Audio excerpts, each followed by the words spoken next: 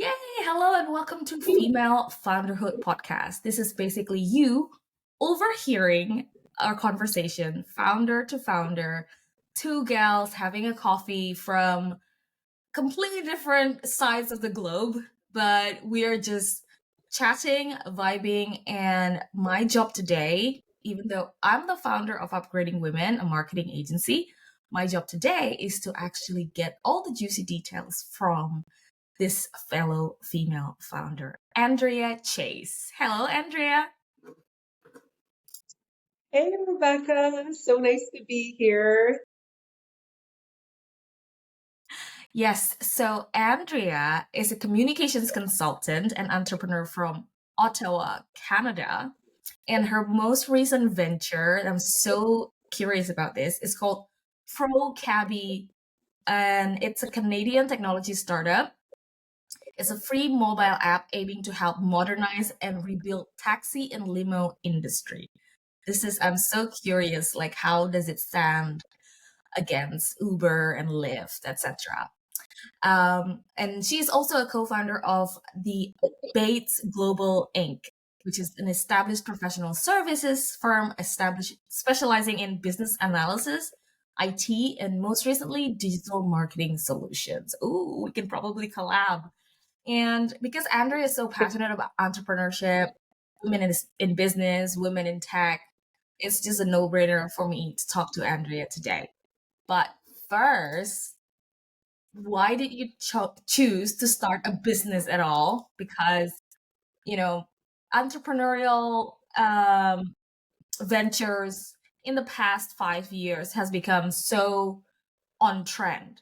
But back when we were younger, it was the 9 to 5 working in the biggest firm. That was the Yeah, dream, right? So how did you get to exactly. the entrepreneurial? I love that question, Rebecca. I always find that curious too, how people get into this crazy world of entrepreneurship because it's not for the faint of heart. I think No. to start off with, I've always kind of been a person who's beat to my own drum, right? Like have always wanted to do things my own way. And you can ask my parents, I'm sure they can attest to that. When I get an idea in my mind, I don't really settle until I explore it, right? And so I've always kind of Mhm. been that kind of person. And on the flip side of that, too, I've had a lot of jobs in different industries, like the small mom and pop shops, and then also some bigger organizations. But I never really felt like I fully fit into the workforce. Like I always felt like there was something more out there for me.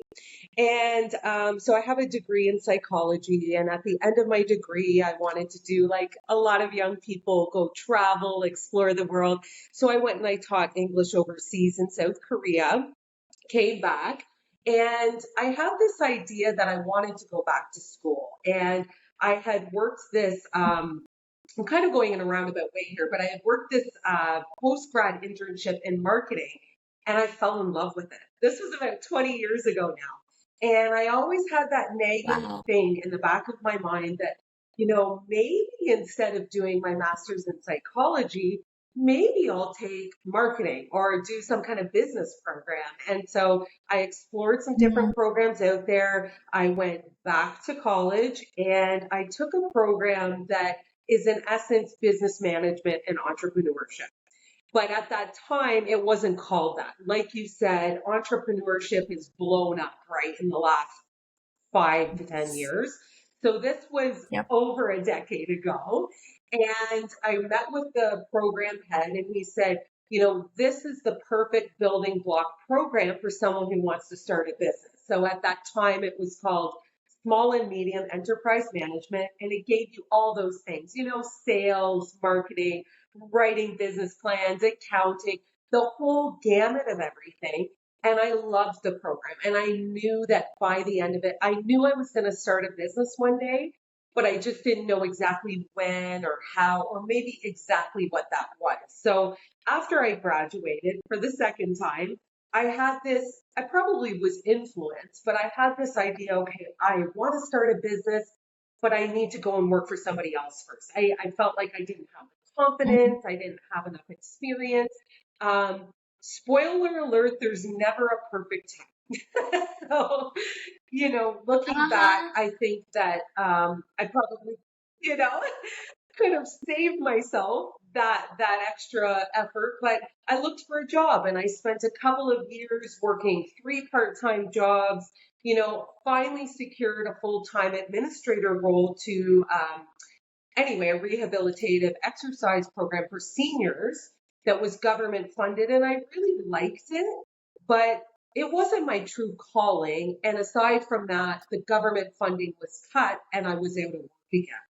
So when I was at that point, I felt, am I really back to square one here?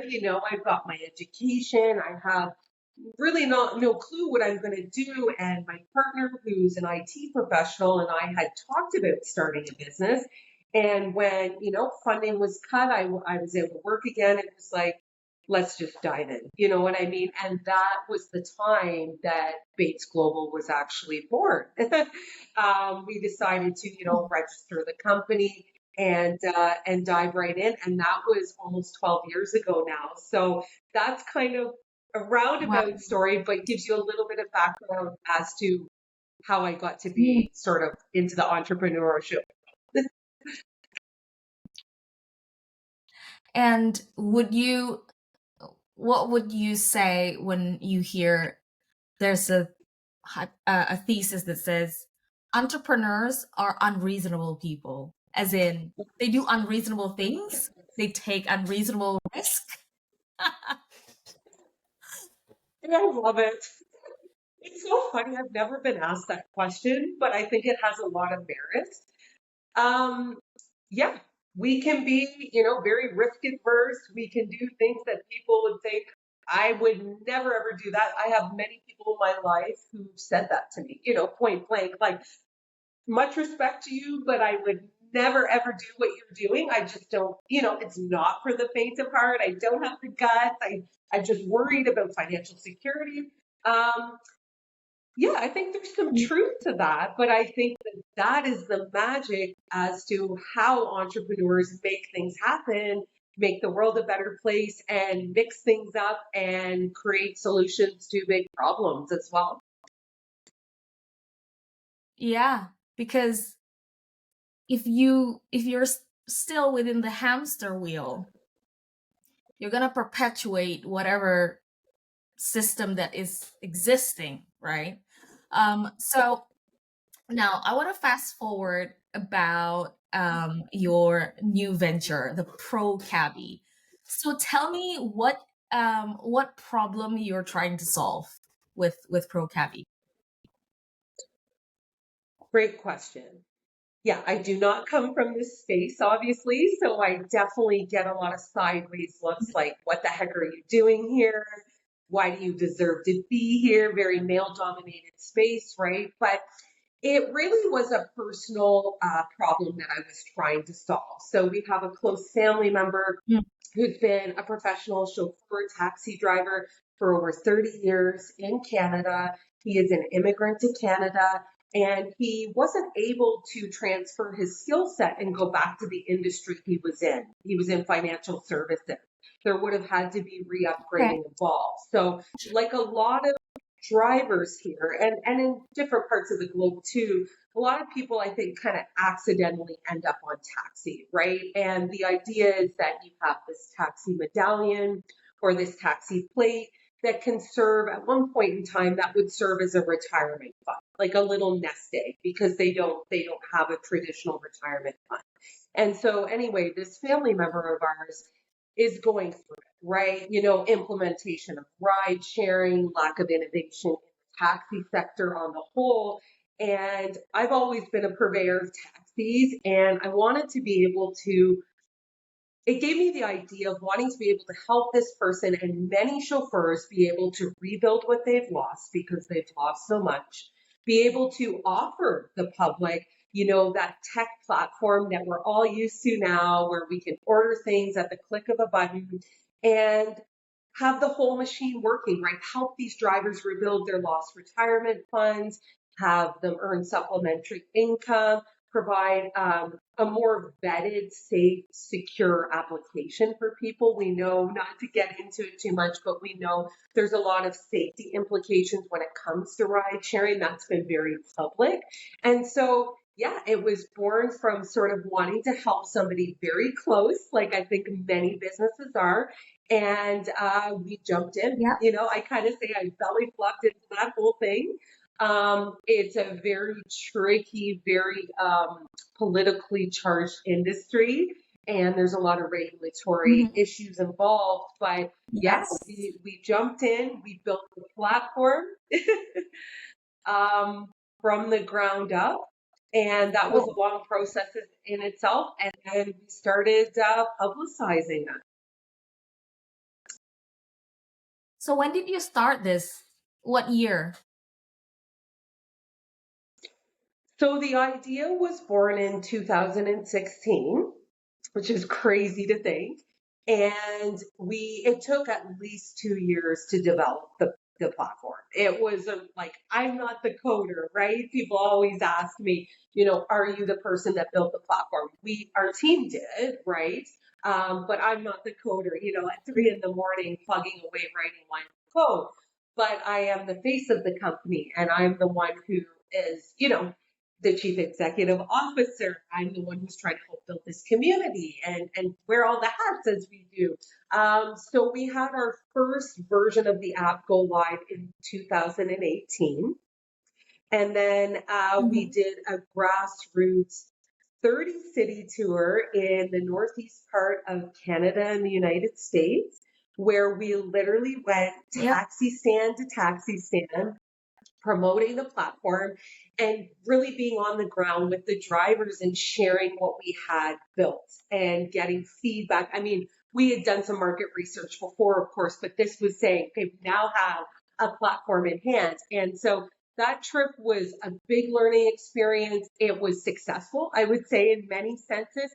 But it was a learning experience in the sense that I realized it's very, very difficult with something like this, a twofold market, to build on mass like that, right? It's really challenging. Yes. Like, so what we had learned was you need to really hone in a few different cities. It's hard to do 30 cities at once, right? But it gave us a good idea of where the interest was and some more ideas about the regulation in the different municipalities. Yeah, that's what I was going to ask. Who was which part? Is it the supply? Is it the demand, or is it the regulators that gave you the biggest pushback and rejection? To this day, it is a mix.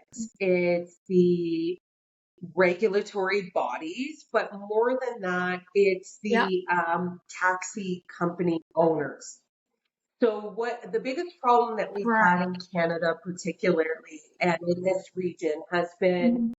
pushback from the big owners of the companies who have very close relationships with the municipalities and who are very afraid, respectfully speaking, of losing their livelihoods, of losing their business, right? Because we all know the taxi Mm. industry has majorly shifted, right? So there's that fear, I think, Yeah. that they could literally go under because it's at the point where a lot of Mhm. chauffeurs have left the traditional taxi space and they've moved into ride sharing for various reasons, right? So there's a lot less Yeah. overhead. So they've been the biggest hurdle, I would say. And you know what? We Mhm. have a free share program for the drivers, but we also offer that to company owners as well who agree to get their drivers onto the platform. And the idea is really that we're all on the same team here. This is how I see it. We all want to help the drivers. We're very driver centric at ProCabby. The idea is we're trying to create this community. We're trying to create this movement.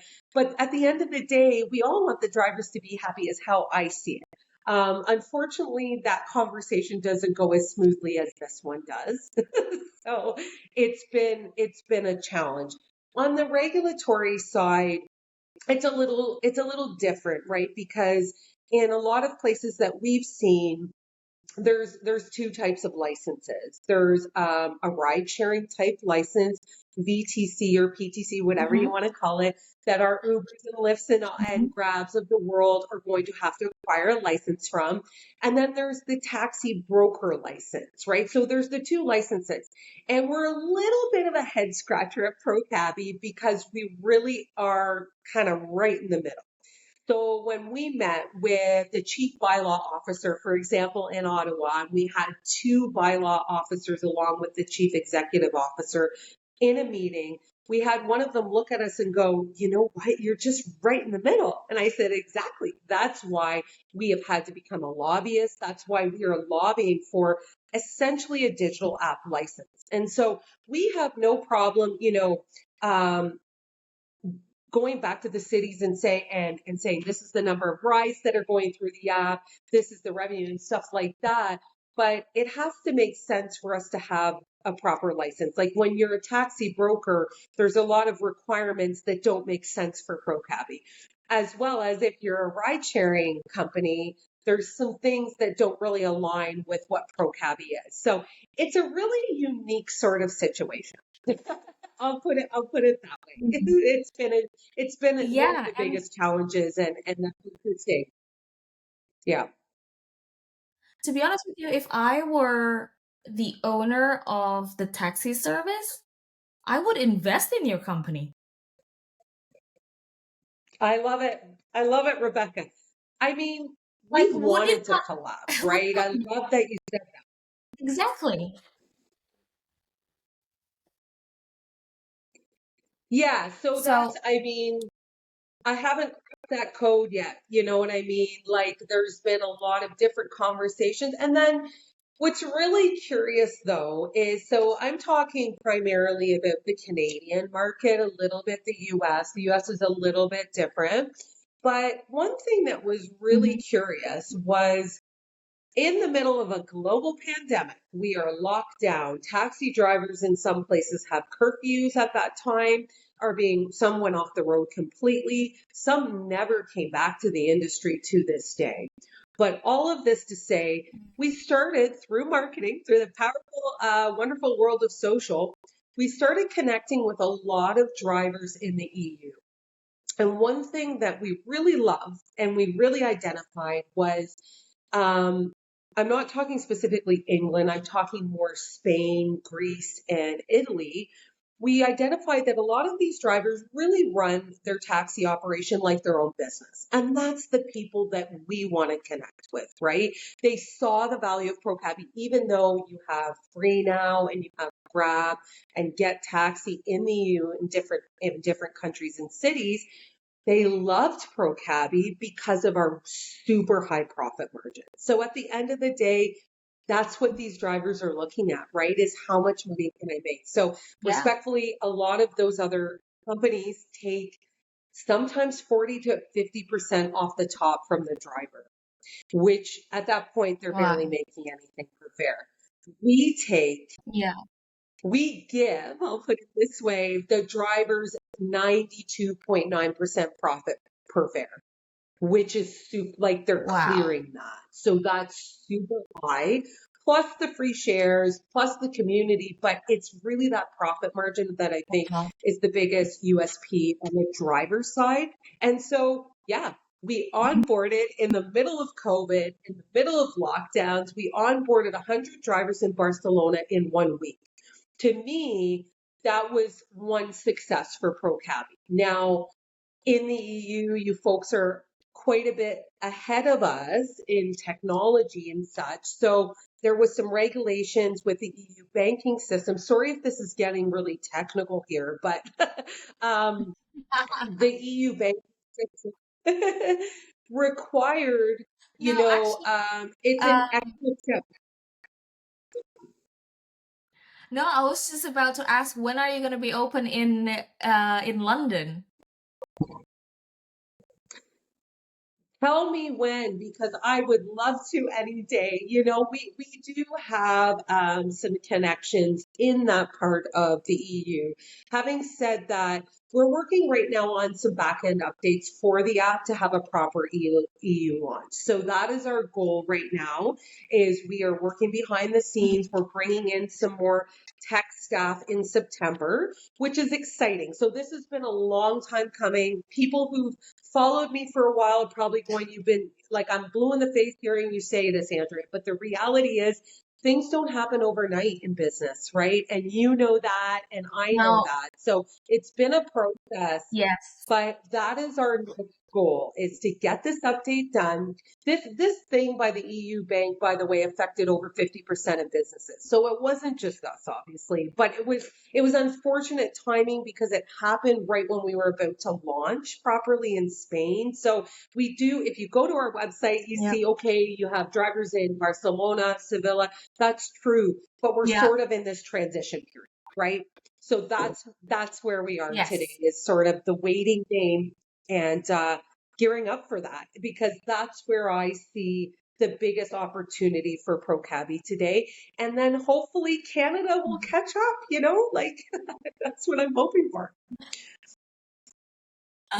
So, I want you to walk us through your mindset and your headspace, because what people don't realize a lot of time is when you're still in the trenches, where you're still in the thick of it, when you said it took you 2 years to get from one milestone to the next, we Hmm. cannot even wait 2 weeks to wait for anything, right? I How know, did you get I know. over how did you get over the a lot of people would have given up if they don't see any like significant progress in a year, or a lot of people would have given up Yeah, if they're told that it's not gonna be, you know um your next progress is in 2 years, and then you will only break even in 5 years, and you will make profit in the year 10, like. So tell us yeah, your yeah. mindset. How did you get over that? I know you get it because of that question specifically. And so I appreciate you Yeah. asking that. It isn't easy. It isn't easy. We all want that instant gratification, myself included. I'm not void of that.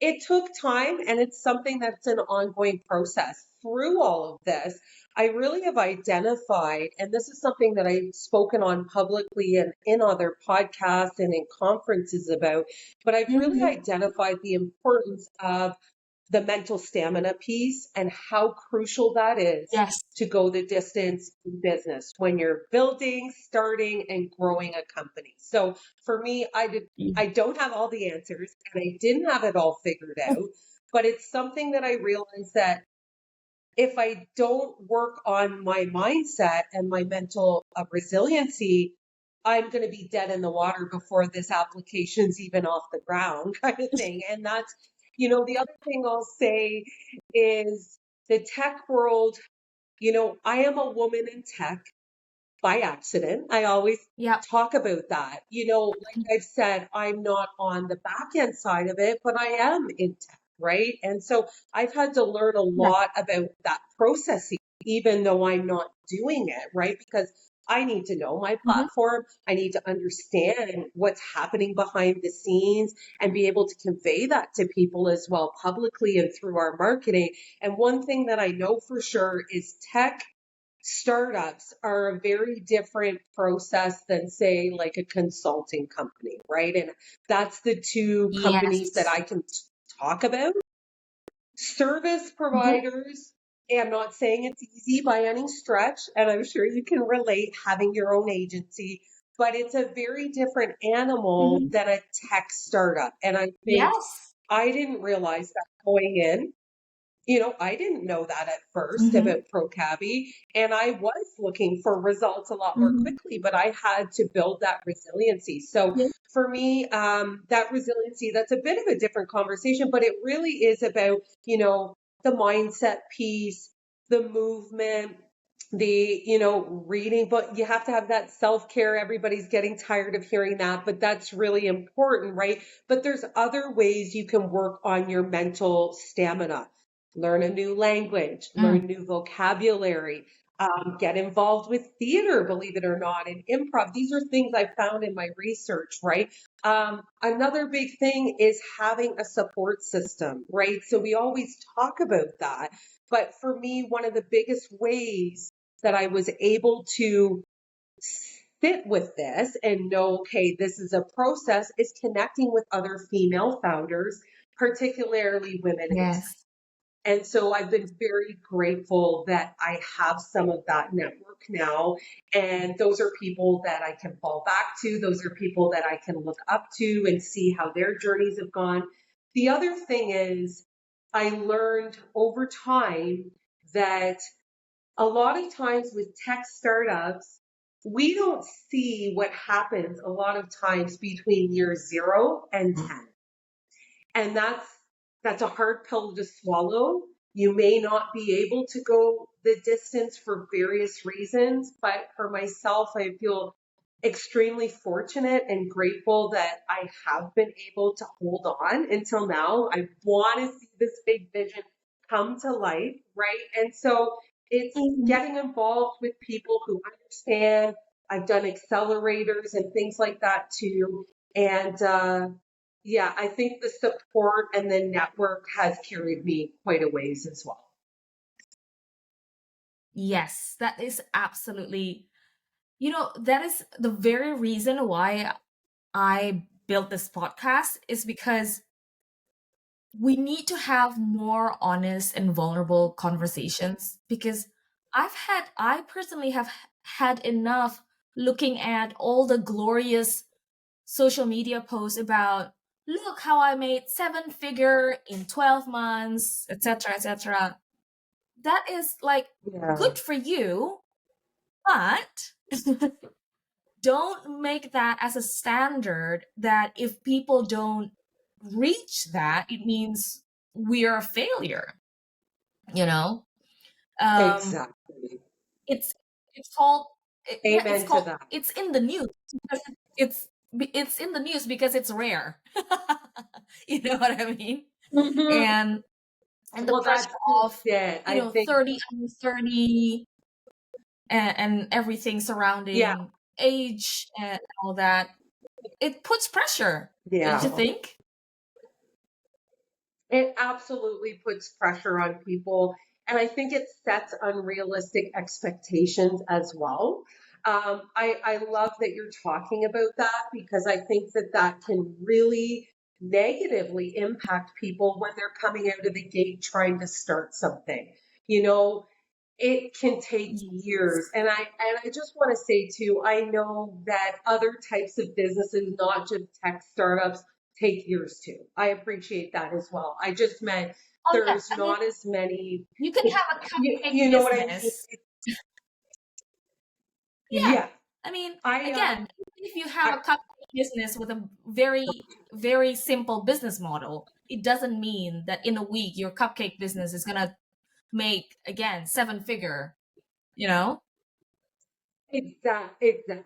It all takes time. It takes nurturing. It takes creating a network. It takes, getting prospective clients and then securing clients too. And that I know how difficult that could be too, right? Like I've done business development consulting. I've written business plans for startups and entrepreneurs, and it's not an easy way, right? Like I love working with those people, but I think you're right. A lot of people have this idea, glorification idea of what entrepreneurship is. And it's not all glitz and glamour.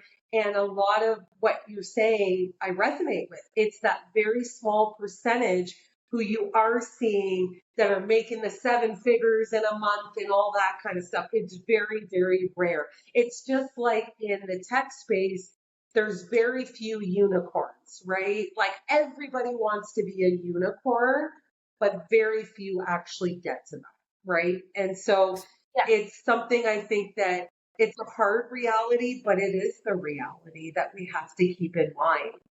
Um, I just, Rebecca, I'm so sorry. I just need to plug in my device. If that's okay, I'll be right back. I'm so sorry. Okay. That's absolutely fine. I am So so just sorry, to continue the Rebecca. conversation, Yeah, yes, that is why those highly successful startup are called unicorns.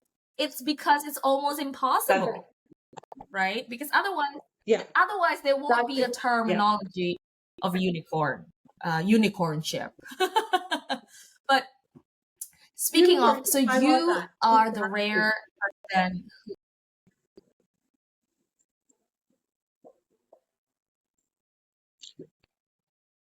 I apologize that my device is giving problems right now. Sorry. Can you hear me?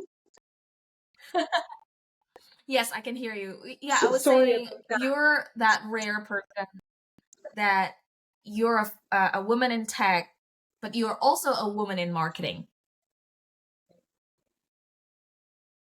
Yeah, So my question yeah.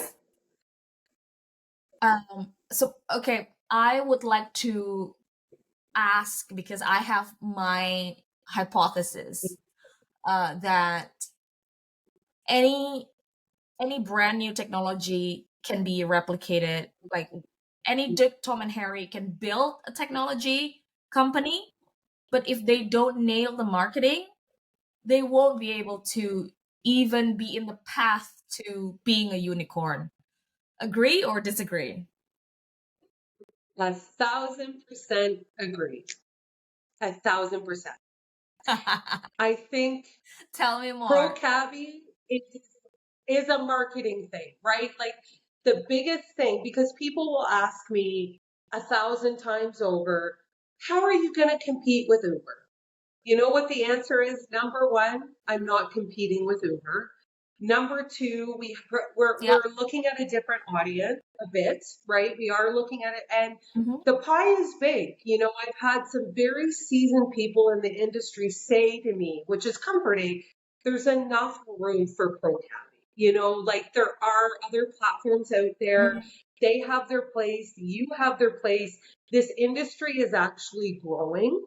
And, you know, I think we can Hmm. all, if you follow tech news at all, Uber just became profitable like last month, right? And we know how long they've been in I operation, right? know. So you have to keep that kind of, I know. you I was know? just telling it to my team. Yeah, yeah. And It's so crazy for how me, people assume.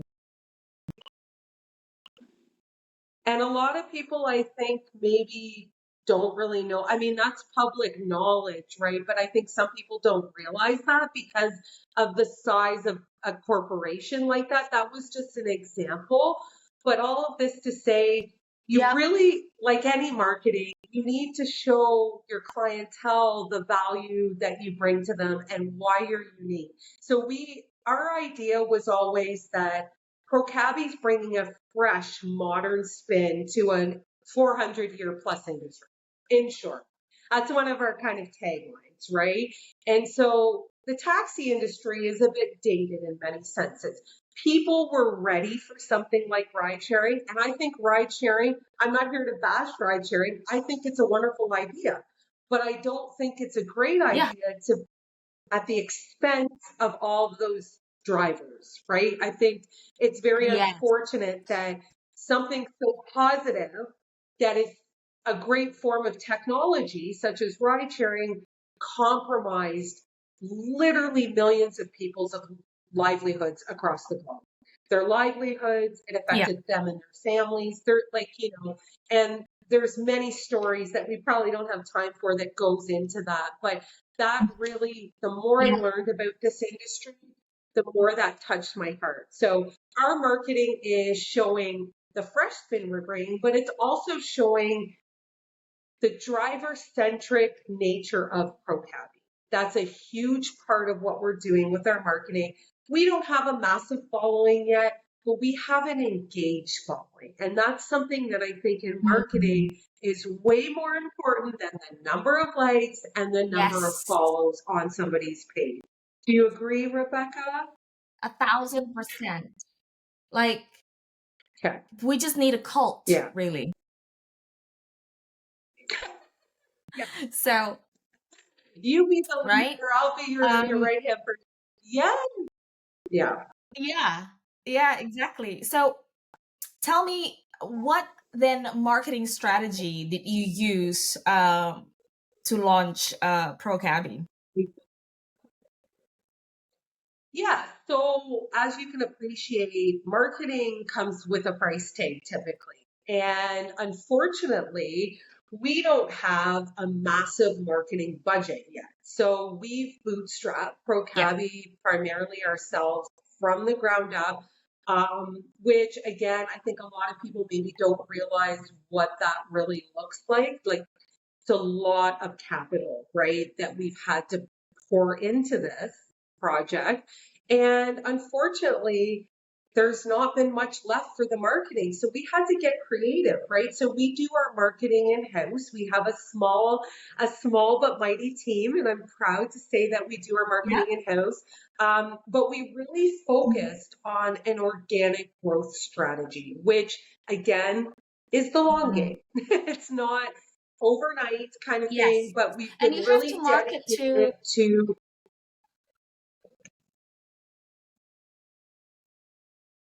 Yeah, I was saying you have sorry, to go ahead. market to the B2B and B2C as well, right? Yes. Yeah. Yeah, it's a tricky thing, right? Because it's the whole catch 22.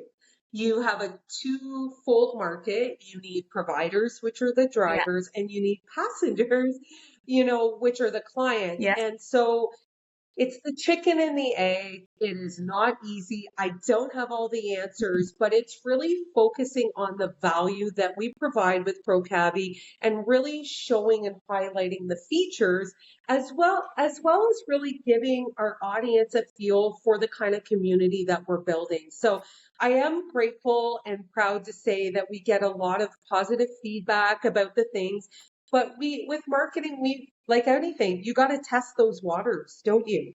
You're not going to know, Mm. I don't think, out of the gate what's going to work. You're going to try things. And sometimes you think the thing that you think's that's going to stick, I guess, nobody pays any attention to it. And then Mm-hmm. something that you kind of just go, okay, let's try this kind of thing, all these people flock to it, and you get a lot of acknowledgement and a lot of attention on it. So it's been trial and error, to be honest with you. But um, another thing that was really interesting through COVID was I started getting a lot of calls out from limousine providers. So professional limousine chauffeurs. Mm. And initially, we did not include them in our platform. And I will say we have literally turned away thousands of ride sharing drivers because though Wow. like we are looking for someone with a professional chauffeur license, right? So we're really trying to carve this out for vetted professional chauffeurs. And Yeah. anyway, as Yeah. entrepreneurs, I'm a person who doesn't like to say no too much. I was being asked a Yeah. lot by limo drivers, can we join the app? And I kept saying, unfortunately, no, Mm. sorry, this is really just for, traditional taxi drivers. But then that kept happening. And so we went back to the drawing board and we made the executive decision to welcome these providers as well. And one thing that I've noticed is we now have built a community of sort of that luxury side of drivers as well, which in the beginning I never Mm. anticipated happening. But thank you to marketing, we now have opened up that opportunity and sector to our platform. So yeah, I don't know if I answered that question okay, Rebecca, about the marketing. Yes. A follow up question would be, so what are your key messages for the drivers and for, excuse me, yeah, the reality of Bless you. entrepreneurship? You work even when you're ill. Um, Oh so gosh, yeah, what no, are your gee, key messages for your for the drivers, and what's the key message that you do in marketing towards the passengers? Because especially you're in terms of passengers, you're competing in terms of attention, Mm-hmm. competing with the ride sharing apps, right? So what are Mm-hmm. your Mm-hmm. messages normally in Yeah. marketing? Yeah, so those are really great questions and a wonderful point too that can't be ignored.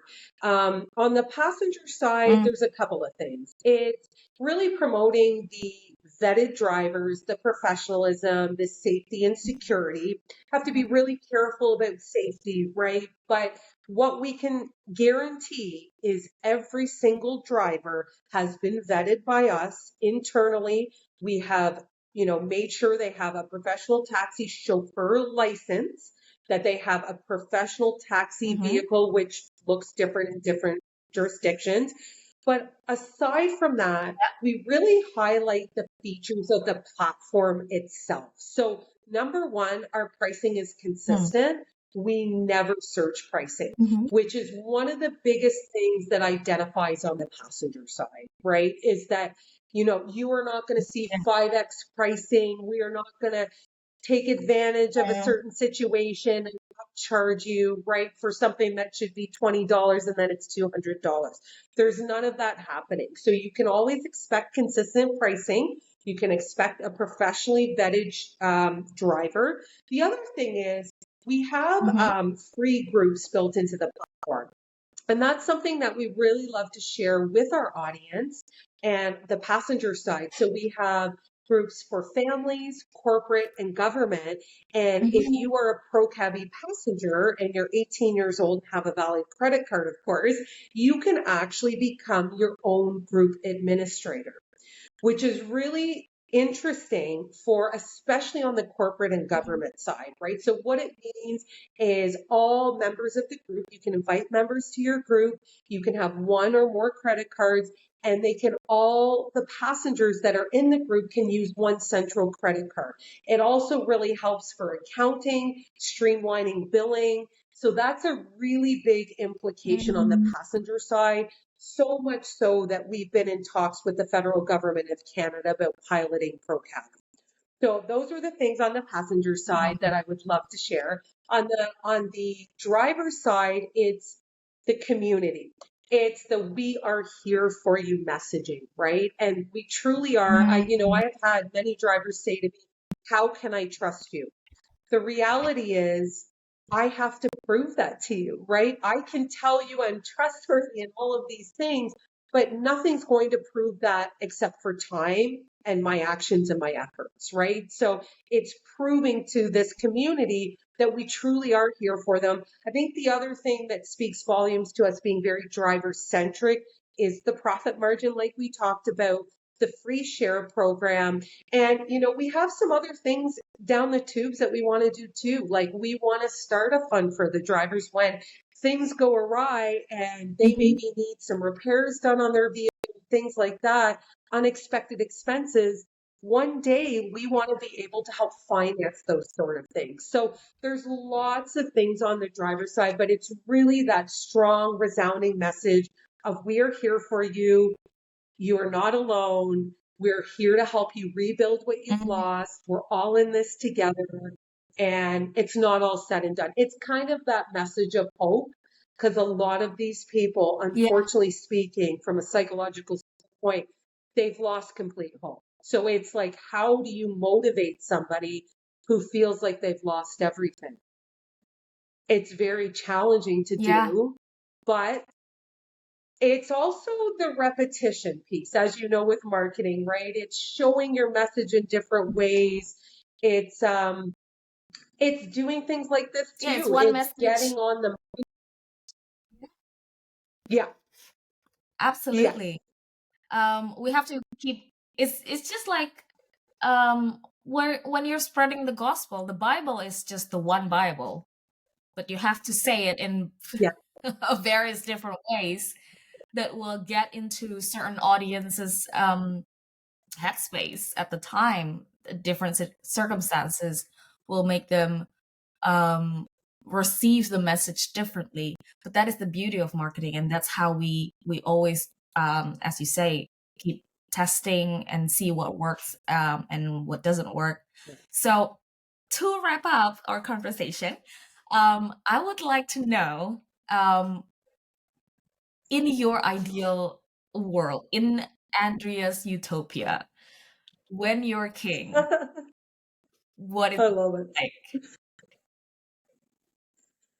So when I saw this question, my goodness, I'm sorry. When I saw this question, I loved it.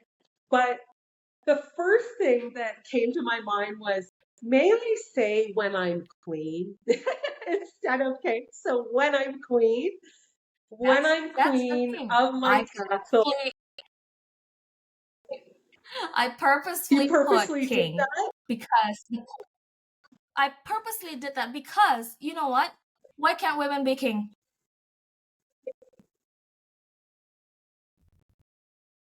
Yeah. Like, so yeah, we should have the same impact and rights as a king would, right? So when I'm queen, I will ensure that everybody has a roof over their heads and has food in their stomachs. To me, just with the global Mm, landscape and everything that's happening, that is the thing that tugs on my heartstrings the most. We see it in our own communities, we mm, see it on the news, we see it internationally.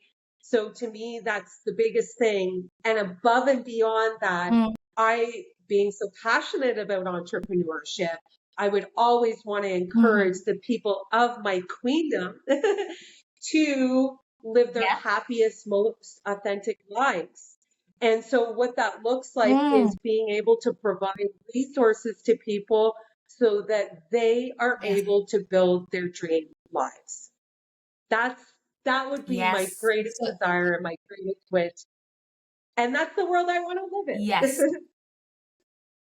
Yes, exactly. And they can build their own kingdom and queendom. Exactly. That's exactly it. And there's that special magic with entrepreneurship that made me fall in love with it from the beginning. And being an entrepreneur and working with entrepreneurs is that magic of building something from nothing. I think there's something so beautiful Yes. about seeing somebody from the ground up with a seed of an idea, with a big dream and a vision, and making it happen. And that's what I want for Yes. everybody. And I don't think everybody needs to be an entrepreneur. I don't think that. I don't think it's No. for everybody. But if you have something inside of you, whether that's in your existing career, if you work with someone else or for someone else or for yourself, to create your own legacy and to create the life that makes you happy. We spend so much time working, don't we? So why not enjoy it and also be able to give back in whatever way is most important to you? So that's how I would end that question, I guess. Oh, thank you so much. It's so lovely. And if you've been listening my podcast, every female founders and or answer the question when I'm king, everyone say beautifully, everyone has the most beautiful wishes for humankind, and I think that is exactly why we need more female leaders. So with that, I thank you, Andrea, for joining us today. And for ladies out there who are listening, feel free to share this podcast, forward it to your friends, and of course, give us a 5 star rating, and that would actually mean so much to me. Thank you very much. See you in the next episode.